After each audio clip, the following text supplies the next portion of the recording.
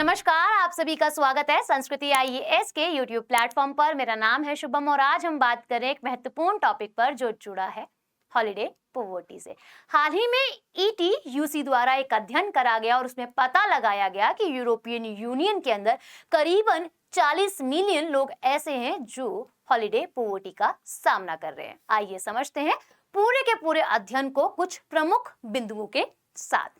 तो हाल ही में European trade union confederation द्वारा एक स्टडी जारी करी गई और इस स्टडी के अनुसार पता लगाया गया कि यूरोप में लगभग 40 मिलियन लोग ऐसे हैं जो हॉलिडे पॉवर्टी का सामना कर रहे हैं। साथ सबसे ज्यादा यूरोप में हॉलिडे पॉवर्टी के केसेस देश फ्रांस के अंदर देखने के लिए मिल रहे हैं। यहाँ लगभग 5 मिलियन लोग हॉलिडे पॉवर्टी के अंतर्गत आते हैं। ये आंकड़ा केवल और केवल फ्रांस तक सीमित नहीं है। विश्व में अगर हम बात करें बढ़ते ईयर्स के साथ और आंकड़ों के साथ आयरलैंड में ऐसी कंडीशन बनती जा रही है।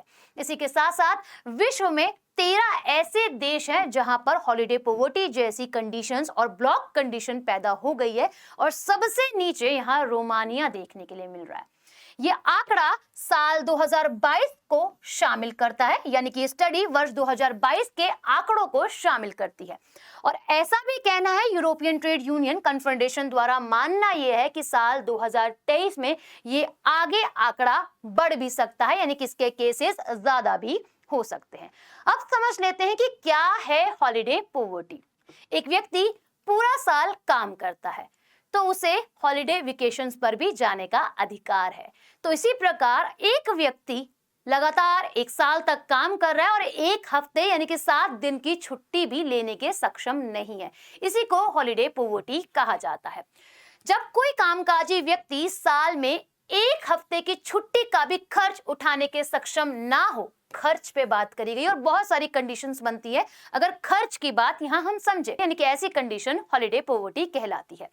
हाल ही में यूरोप में हॉलिडे पॉवर्टी पर हुए एक स्टडी के अनुसार यहां कि लगभग 15% कामकाजी लोग इस कंडीशन का सामना कर रहे हैं। ऐसी कंडीशन बहुत सारे रीजंस है जब पैदा हो सकती है। जब व्यक्ति पर वर्कलोड बहुत ज्यादा हो, फैमिली रिस्पॉन्सिबिलिटीज बहुत ज्यादा हो, या फिर वो अपने मन से ही नहीं जाना चाहता क्योंकि वो अकेला रहता है या फिर उसका मन ही नहीं है।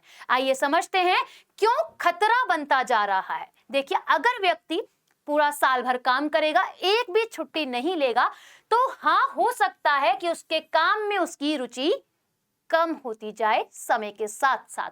तो इससे कामकाजी लोगों में अपने काम के प्रति अरुचि पैदा होने लगती है और सबसे बड़ा खतरा भी है।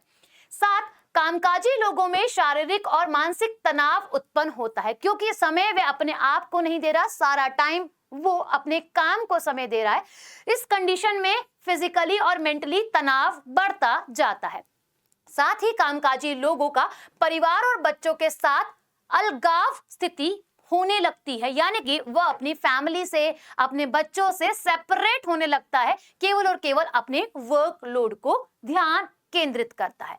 इसी के साथ समझते हैं कि ऐसी कंडीशन क्यों पैदा हो रही है जिसमें व्यक्ति अपने आप को समय दे ही नहीं पा रहा, छुट्टी पर जा ही नहीं पा रहा है।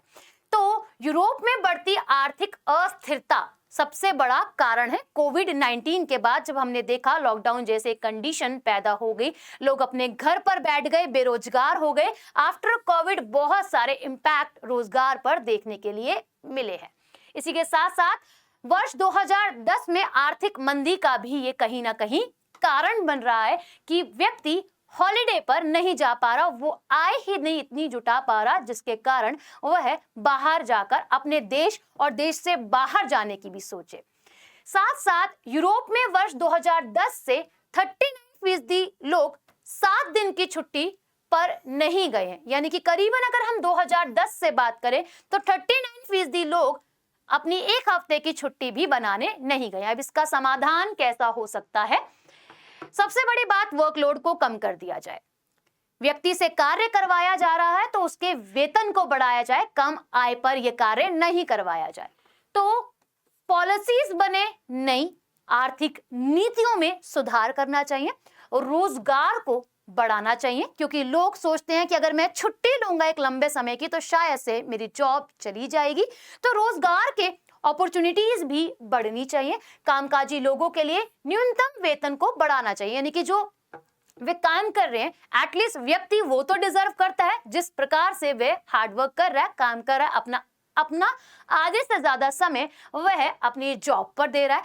साथ ही कामकाजी लोगों को वर्क मोड चुनने का अधिकार है। होता है ना, डिपार्टमेंट में बदलाव कर दिया जाता है, व्यक्ति जाना भी नहीं चाहता, स्विच भी नहीं करना चाहता, बट ऊपर से मैनेजमेंट का दबाव होता है जिस वजह से उसे एक ऐसा काम करना पड़ता है जिसमें उसकी रुचि हो ही ना। अच्छा, वर्कलोड को कम करें, सबसे बड़ा कंडीशन और फैक्टर यही है कि वर्कलोड व्यक्ति पर सबसे ज्यादा है। अच्छा, एक सवाल आप सभी के लिए, आप बताइएगा कि इसका उत्तर क्या है। साथ ही अपना एक्सपीरियंस भी कमेंट सेक्शन में जरूर मेंशन कीजिएगा। क्या आप भी ऐसा फेस करते हैं? अगर आप वर्किंग है तो आप छुट्टी नहीं ले पाते सिर्फ और सिर्फ अपने काम के कारण कि मैं ज्यादा छुट्टी लूंगा तो मेरा वेतन जो है वो कटेगा, जिससे मुझे परिवार को पालने में परेशानी होगी। तो कमेंट सेक्शन में इसका उत्तर और अपनी राय भी जरूर दीजिएगा। मिलते हैं आप सभी से नेक्स्ट वीडियो में।